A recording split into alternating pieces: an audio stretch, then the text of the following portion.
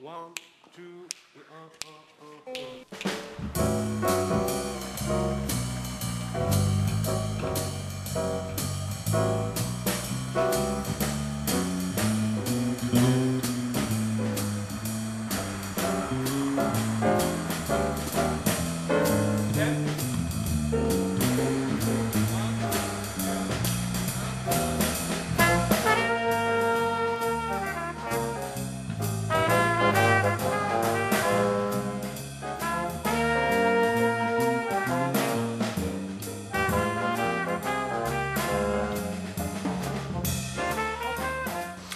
Alors, au niveau du profil des étudiants qui s'inscrivent ici, plusieurs types de personnes viennent. Il y a d'abord évidemment les gens qui ont un bagage classique, qui ont une vraie formation classique, solide quand même.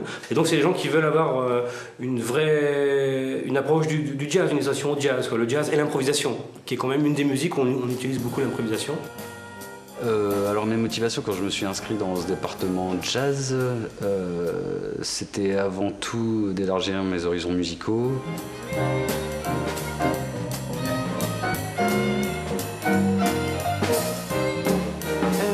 Donc je suis violoniste, j'étais depuis toute petite au conservatoire de Lille, donc en violon classique. Et j'ai intégré la classe de jazz il y a bientôt 3 ans. Mon but non n'est pas d'être professionnel, c'est de m'épanouir au maximum avec mon violon. Je ne pourrais pas être heureuse sans ça. Donc j'ai laissé les gens libres au départ en leur disant voilà, à partir d'un certain moment, vous devez vous positionner.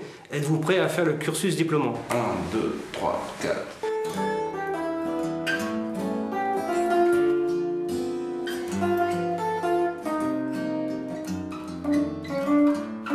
Les élèves, donc il n'y a pas que Jérôme, visent pas forcément le diplôme en fait, ça se fait un peu tout seul, ils ont envie de s'améliorer, et puis si à un moment donné ils sont prêts, ils passent le diplôme. Ils y sont pas obligés d'ailleurs. Là, pour ma première motivation, c'est découvrir des nouvelles choses en fait, apprendre, partager.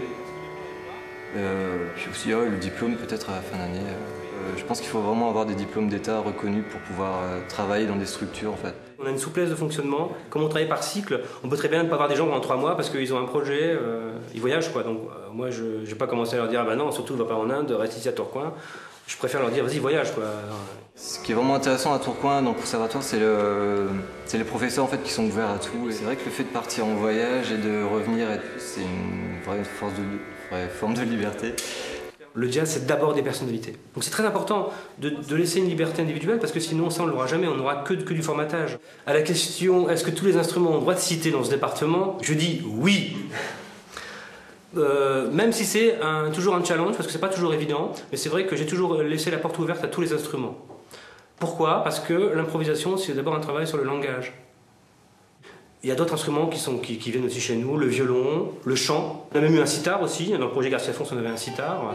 À partir du moment où on a un instrument comme ça, on est obligé de réinventer quelque chose. C'est-à-dire réinventer une pédagogie pour l'instrument.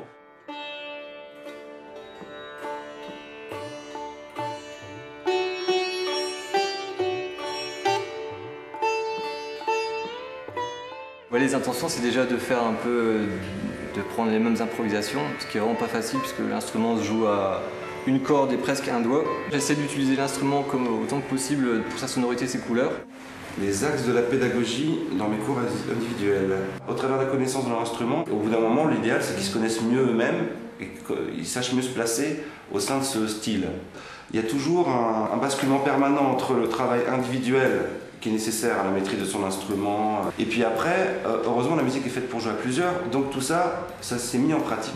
Dans un atelier, en fait il n'y a pas complètement de rigidité pédagogique. Donc il y a évidemment des cours où on amène de la compétence, du savoir, mais c'est pas uniquement ces éléments-là qu'on privilégie. Il y a aussi une découverte et aussi travailler sur une évolution individuelle et collective.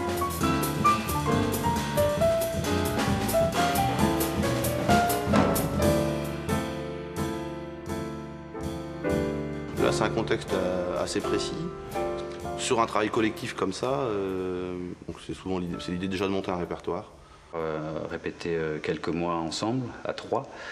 On présente le travail aux professeurs qui peuvent voir où est-ce qu'on en est, faire leurs remarques. Ils ont préparé un certain nombre de morceaux et j'ai réagi à chaud.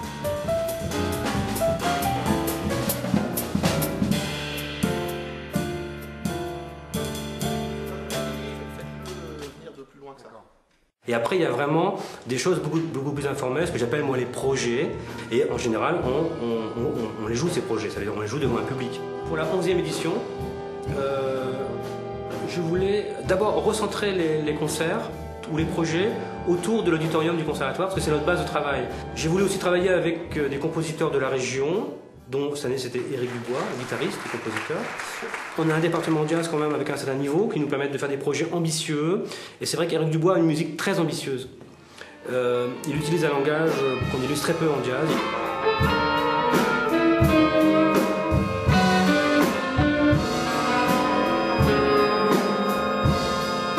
Donc j'ai voulu monter ici un orchestre, un grand orchestre de jazz, mais qui puisse traiter des esthétiques plus modernes. Et du coup, je me suis dit, pourquoi pas travailler sur la musique de Kenny Wheeler.